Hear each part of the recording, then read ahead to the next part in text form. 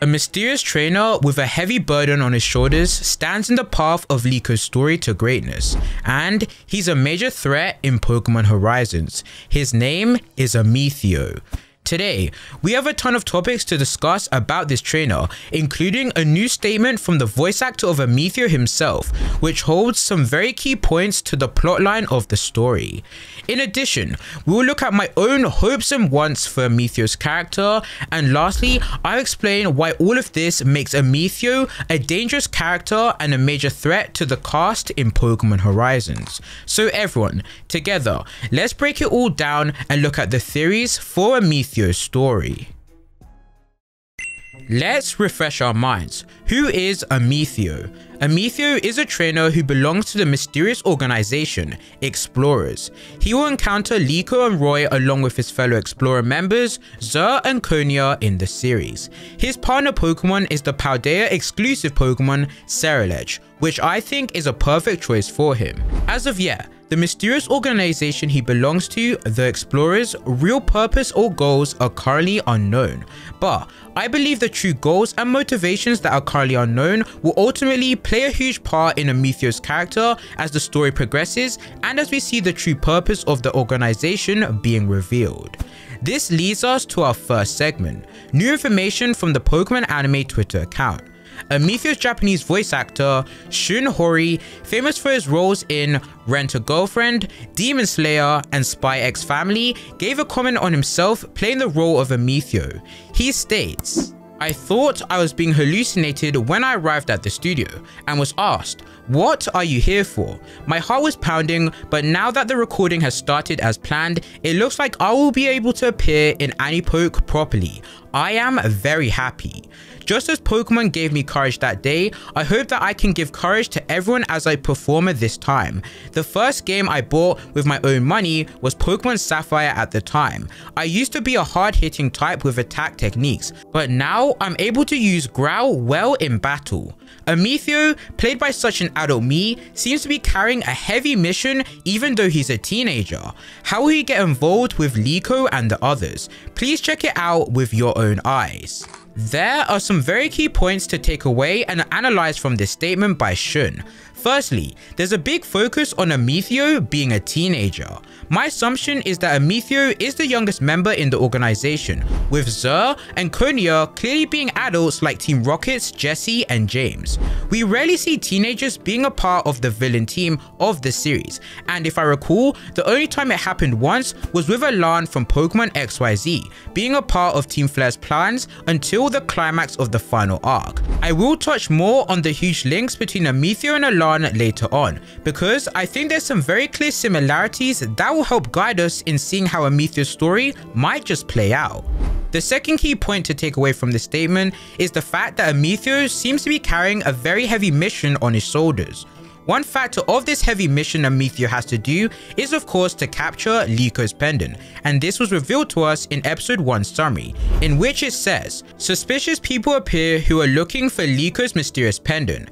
It's highly likely to assume those suspicious people are in fact Amicio and his organization, as in the recent trailers of Pokemon Horizons, we see Amicio battling Leeko. However, I think this is just the basis to this heavy duty Amicio has to carry out on his shoulders, because I have reason to believe this is much more deeper than we think.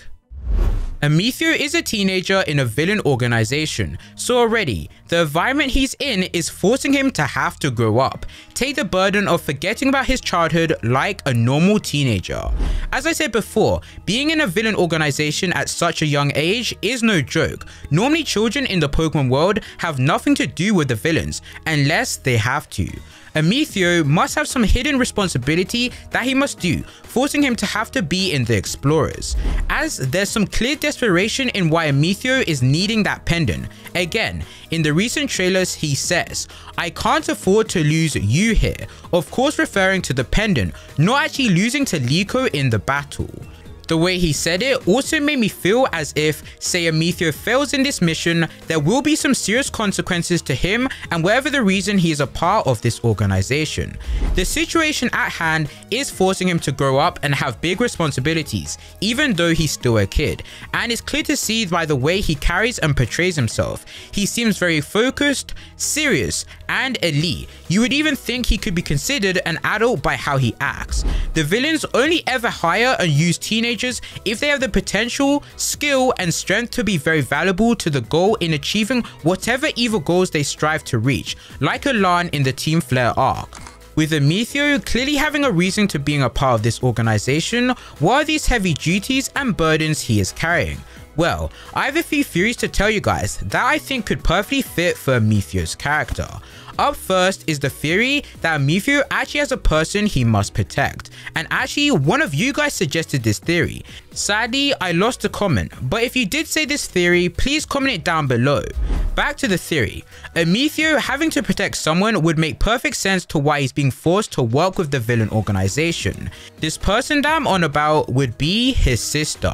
In the recent trailers of the series, we've seen a girl who seems to be Liko's new friend. She's been promoted in 2 trailers so far, which makes me believe she might be more than just a side character. Second to that, the similarities between Amicio and Liko's friend are very eminent. She has purplish hair, similar to Amicio. She also has purplish eyes, very similar to Amicio. Now of course, this is just a theory, but what if Amicio is being forced to work with the Explorers in order to protect his sister from the organization doing something bad to her, or he needs money to help support her time in school? One of these 2 storylines that I've stated here would work really well with his character, because the organization would of course promise to not hurt the girl or to pay for Amicio's sister's school fees if he completes the missions, such as getting Liko's pendant. And that's just one theory I saw from the comments, which I elaborated a bit with my own thoughts. But I think it's very possible regarding the similarities between these 2 characters. So I wouldn't be surprised at all if they are related. For the next theory, it could be that Amicio could have been abandoned when he was young, a stereotypical story like that. So he was brought up by the organization, and it would make sense why he seems more adult-like with elite aura, because he never got the chance to experience what it's like to be a kid, and has been training with Iseralej to be a product of the Explorers organization, a trainer who never fails to complete a mission, and someone like that is a perfect member to have on a villain team. This makes it that much harder for Liko and Roy, who will have to face Amicio and possibly defeat him down the line, who all he knows is to complete missions and do what he's told regardless of the price, which isn't the type of character we've seen in Pokemon, and that is why I totally see it happening here. For the third theory, possibly Amicio could be related to the leader of the Explorers organization. As of yet, we don't know who that is, but it would make a lot of sense to why Amicio has such a heavy burden on his shoulders to try live up and fulfill the goals wanted by the leader of the organization, with their relationship either being mother and son or father and son. The most similar example of this would be Giovanni, the leader of Team Rocket, and his son Silver, but Silver didn't turn to evil, so maybe Amicio down the line will forget his evil ways of being in the organization due to the meeting of fate between him and Liko. All 3 of these theories definitely have the possibility to be true for Amicio's story. I can see aspects from them being present in his role when the story starts rolling. But of course, that's not all, because I still haven't told you some of my hopes and wants for Amicio's character, because I believe if he has any of these, I'm certain it will make him one of the best characters in the series. One of my biggest wants for Amicio's character is for his goal to want to become a Pokemon champion, top champion, or even world champion like Ash Ketchum, Cynthia, and Jita, because from what we've seen of him already, he gives off elite trainer vibes, someone who has skills and potential to be a very strong battler. Due to that, it makes me hope he competes in the Paldea Gym Challenge,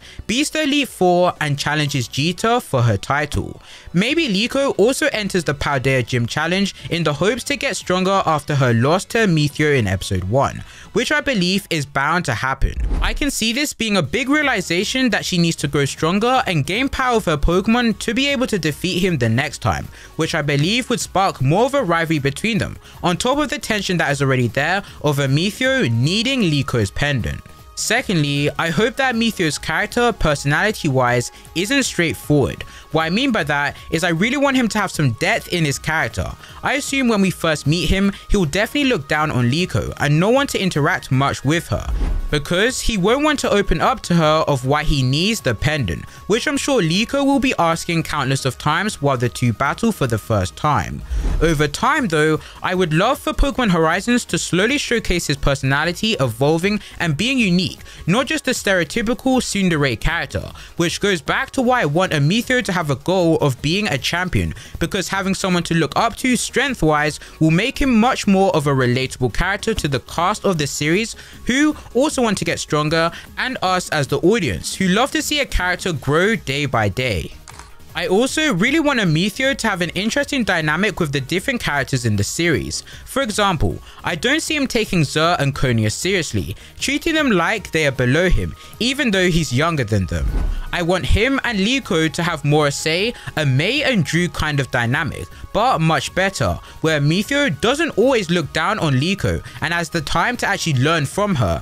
And as the time goes on, the two will be able to open up and understand one another throughout different moments such as battles, because a rivalry between them would be awesome. Lastly, I want a Metheor to have a major character flaw, something that he must overcome and face in his path as a character. With him being a part of a villain team, we never really get to see the little things the villain characters must face, such as a backstory and present troubles. So, I hope that Metheor has a major flaw that he's trying to face and overcome. If so, it definitely shows the tone of this series is much more mature like XY, which I'm sure us fans would love to see again. Which ultimately brings us to the big question of today: why a Metheor will be such a major threat to the characters in Pokemon Horizons. Whatever heavy mission a Metheor must carry out that has to do with getting Liko's pendant, that drive, will and desperation to complete that mission will make him a Pokemon trainer who will be super strong and keep growing, just like Alan from Pokemon XYZ. If we cast our minds back, ever since that day Marin's Chespin fell into a coma, Alan vowed to never lose to anyone again, having himself aim to be the strongest trainer, which made him an unstoppable force that even Ash couldn't beat, which mostly, yes, was due to plot, but Alan's will and drive to win and not make Marin cry by seeing him lose was able to push him and Charizard in beating Ash at the league, where we all thought he was gonna win. Alan wanted it more. This same driving force reason could possibly happen with a Metheor, making him such a strong trainer who will pretty much never lose to characters like Liko, and even of the same scale as Freed and other strong trainers like the Paldea Elite Four. I can really see him reaching heights like never before to do whatever it takes in completing his heavy burden and duty. A Metheor definitely has the potential to be one of the best characters in the series, and if you couldn't tell already, him and his Ceruledge are already my favorite characters so far. So let's see what this new anime has in store for them. If you enjoyed today's video, please be sure to give it a like and subscribe for all new future Pokemon anime related content, like the new Pokemon Horizons anime coming up.